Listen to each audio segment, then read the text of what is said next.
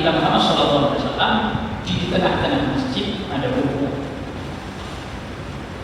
Ya, pertanyaannya, apakah menjadikan kuburannya Nabi masjid? Enggak.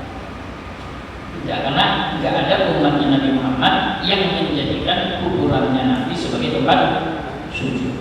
Sehingga kita yakin, hakul yakin, ainul yakin, bahwasanya umatnya Nabi Muhammad sampai detik ini yang ziarah ke makamnya Rasulullah tidak ada yang menyebutkan Allah. Sebab apa?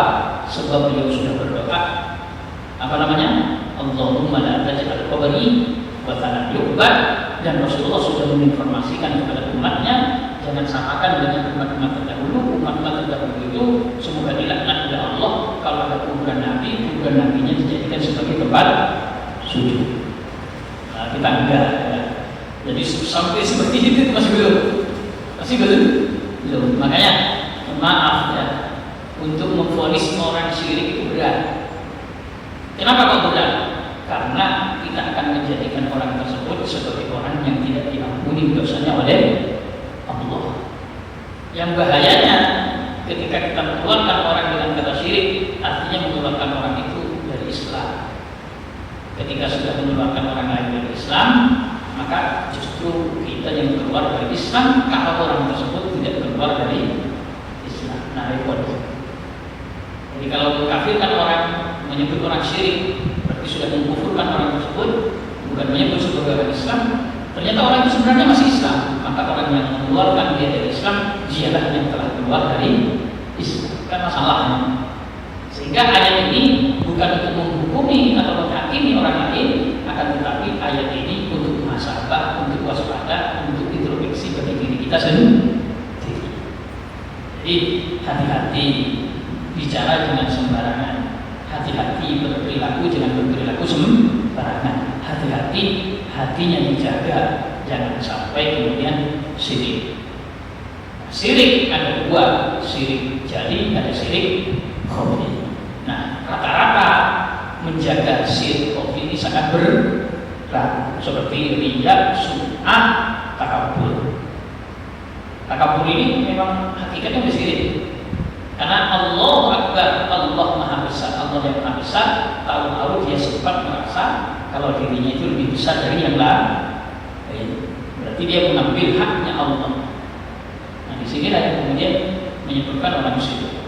Kita tahu iblis, wah kalau kita panjang, misalnya ayatnya tentang kesekian. Jangan, orang Yahudi pernah mengklaim dirinya lebih suci dari yang lain.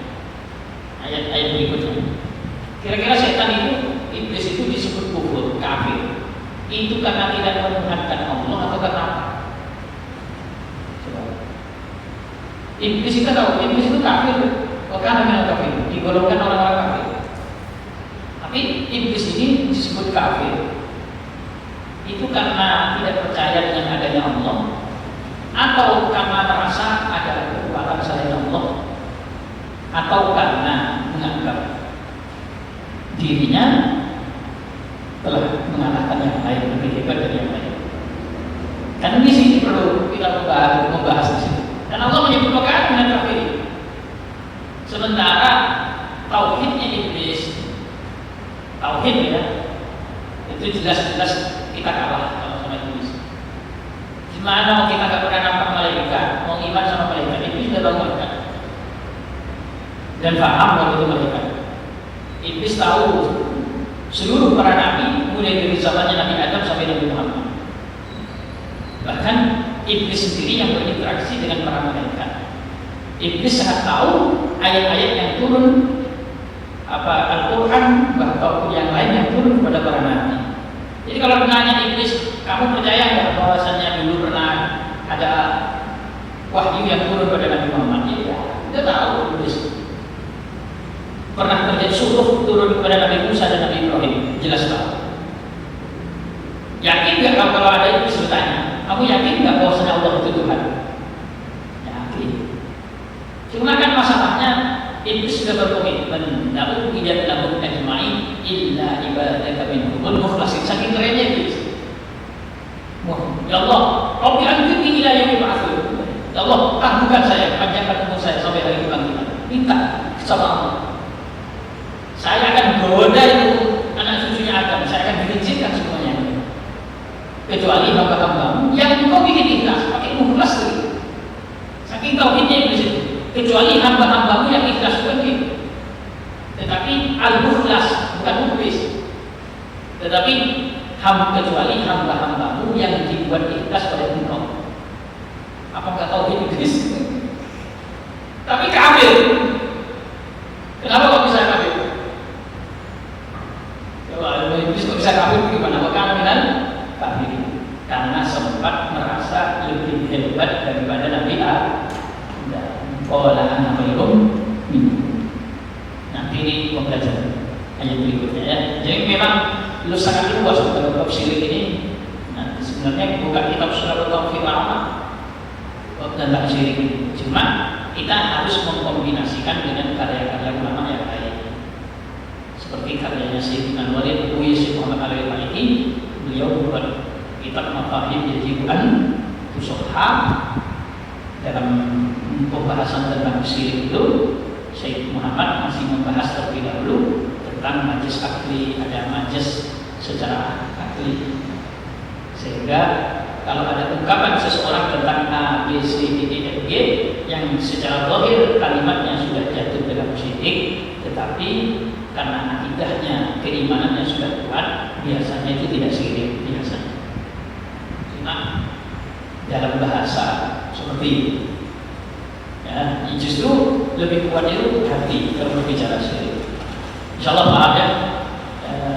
Kesimpulannya bahwasanya syirik itu lebih pada hati, sehingga perilaku ucapan seseorang kalau dia sudah iman, itu tidak serta-merta kemudian menjadikan orang tersebut telah menyebutkan Allah Subhanahu wa ta'ala, kecuali hatinya yang kemudian telah menyebutkan Allah. Jadi lebih di sini sebenarnya, lebih di hati. Kalau ada orang bahkan keliru ngomong aja loh, belum syirik kalau hanya lisan. Buktinya ada hadis tentang Allah mengakui Allah itu sangat bangga, sangat bahagia kepada taubatnya seseorang. Meskipun ngomongnya gitu, Allahumma anta rabbi, Allahumma anta abdi wa ana rabbuk. Kembali ngomong, ya Allah, engkau ini betul-betul hamba saya dan saya adalah Tuhan yang kau. Saking bahagianya, keliru ngomong. Kira-kira syirik orang itu.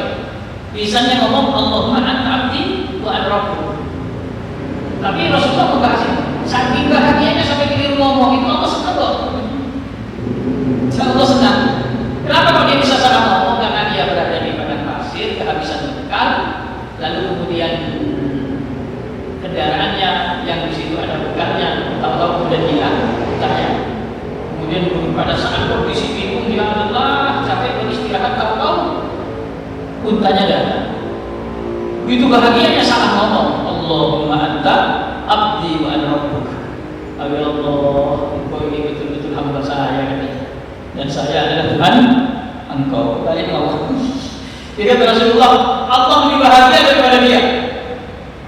Allah lebih bahagia daripada dia. Kenapa kan disalahkan? Karena dia salah ngomong kayak begitu itu saking bahagianya sampai salah ngomong. Dan itu mengembalikannya kepada Allah. Artinya hakikatnya dia mau ngomong gini, ya Allah, engkau ini betul-betul Tuhan saya. Tapi mana kebalik? Ya Allah, engkau ini betul-betul hamba saya. Baik. Ternyata lisan itu tidak bisa kemudian kita hukumi. Ya kalau zahir ya ngomong Allahumma anta abdi, kafir. Ada orang ya Allah, engkau inilah hamba saya, ya kafir. Tapi kalimat itu terucap saking bahagia yang tidak disadari. Kafir apa enggak? Ternyata enggak, karena kembalinya adalah hati. Makanya tadi kalau ada orang sujud di depan dinding mas itu tidur ngantuk apa sujud atau apa, sehingga mungkin kita akan nampak seseorang sujud di depan pohon, bisa jadi. Bahkan kalau memang dipaksa untuk sujud, itu di Al-Quran masih dibahas lagi, illa man ukriha wa qalbuhu mutmainnun bil iman. Belum syirik. Ada orang yang dipaksa, kamu harus syirik, tapi terpaksa kalau tidak sujud kepada dia. Memang tujuannya sujud, sujud. Ini terpaksa. Kalau nggak sujud, masuk beliau. Kalau nggak sujud, keluargamu saya dulu. Hanya sujud. illa man ukriha wa qalbuhu mutmainnun bil iman. Kalau orang ini kemudian dipaksa tapi hatinya tetap mantap dengan keimanannya, itu jatuh dalam kesyirikan. Padahal benar tujuannya sujud. Ya, mudah-mudahan bermanfaat. Insyaallah besok kita lebih bahas lebih detail lagi. Subhanallah wa bihamdihi asyhadu an la ilaha illa anta astaghfiruka wa atubu ilaik.